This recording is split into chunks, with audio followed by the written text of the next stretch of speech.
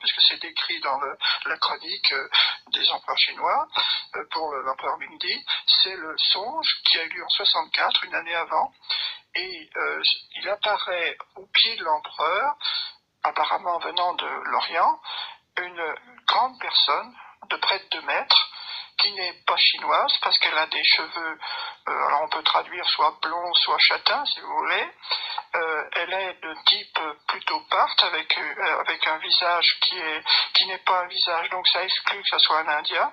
C'est un visage aussi clair, blond. Ça exclut que ça soit un Indien. Par la taille, par la barbe, ça exclut que ça soit un Chinois. Cet homme apparaît lumineux avec une auréole et regarde l'empereur simplement. Et donc ce songe frappe tellement l'empereur qu'il ordonne une enquête pour savoir ça, et ce songe est un songe annonciateur de la venue de Thomas. Et il est représenté sur le rocher. On voit l'empereur. Combien de temps avant l'arrivée de Thomas? 64, l'année d'avant. Au fond, c'est le moment. Tout de suite reconnu Thomas quand il est arrivé. Voilà. C'est le moment où Thomas quitte l'Inde. C'est comme si les deux étaient, comme si le Christ, dès l'acceptation par Thomas du départ pour la Chine, de sa mise en route, le Christ apparaissait à l'empereur. Et si on veut faire une comparaison avec l'Occident lointain, il faut être conscient que c'est le début des grandes persécutions sous Néron, l'autre empereur. Il y a les 2 empereurs des 2 grands empires vraiment constitués, qui sont l'empereur de Rome et l'empereur de Chine, qui se connaissent au moins par on dit, puisqu'il y a un énorme trafic de soie, de tas de produits orientaux, et un énorme trafic d'or vers la Chine, ce qui va d'ailleurs épuiser les réserves d'or de l'Empire romain. Cette chose-là se passe en 64. Et pendant la grande persécution de Rome, où Pierre et Paul ont trouvé la mort, c'est à ce moment-là que s'établit l'Église en Chine avec Thomas. Alors c'est évidemment un point capital, Pierre Perrier, puisque ça veut dire que l'Église catholique en Chine n'est pas de facture récente. Oui, alors, n'est pas exogène. Elle n'est pas exogène, et en plus de ça, c'est une erreur de penser que la suite, qui est ce qu'on appelle en général les nestoriens, ce qui est une appellation péjorative, etc., qui est complètement fausse. L'Église de l'Orient n'a jamais été... nous avons eu par exemple la visite sous Philippe le Bel d'un envoyé du patriarche qui était chinois à ce moment-là de l'Église de l'Orient, qui était basé dans l'ancien empire parthe à Maraga au nord, et qui était envoyé du Grand Camp pour rencontrer le pape et le roi. Et il a célébré à ce Jean-Lépré, il a célébré avec le pape à Rome, il a reçu la communion des mains du pape de Rome.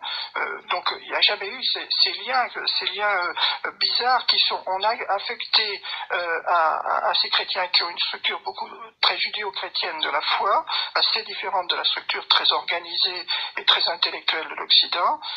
On leur a affecté une position un petit peu d'hérétique qu'ils n'ont jamais eu.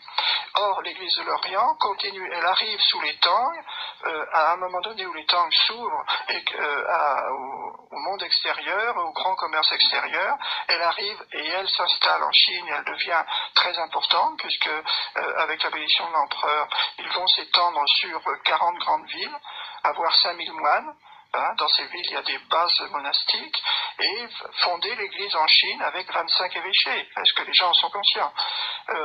Et cette énorme Église de Chine va subir après une persécution.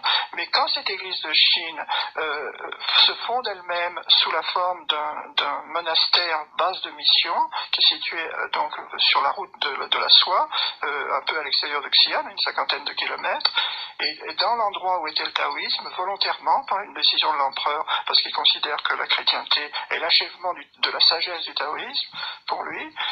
Donc à cet endroit-là se bâtit une pagode, comme s'était bâtie une pagode à la capitale des Han. Et cette pagode est, d'après la tradition, la première pagode de Chine. Et dans cette pagode des Tang, donc en 650, on sculpte une vierge qui est exactement la même que celle de Gong Guangshan. C'est-à-dire qu'il savait à ce moment-là qu'il faisait renaître une église souterraine, mais qui avait vécu et qui avait eu son apogée, pas seulement sous l'empereur Ying, mais probablement au 3e, 5e siècle, donc quelques siècles avant, qui avait un peu disparu devant le succès du bouddhisme, qui est un bouddhisme qui hérite d'énormément de choses, qui est syncrétiste et qui hérite d'énormément de choses de la chrétienté, et qui donc recouvre la chrétienté d'une certaine façon, et à ce moment-là, quand ils font dans cette pagode-là, ils font une représentation de la Vierge exactement, alors elle est martelée elle aussi, mais malgré le martelage, on retrouve exactement la position très particulière de cette Vierge. Vous pouvez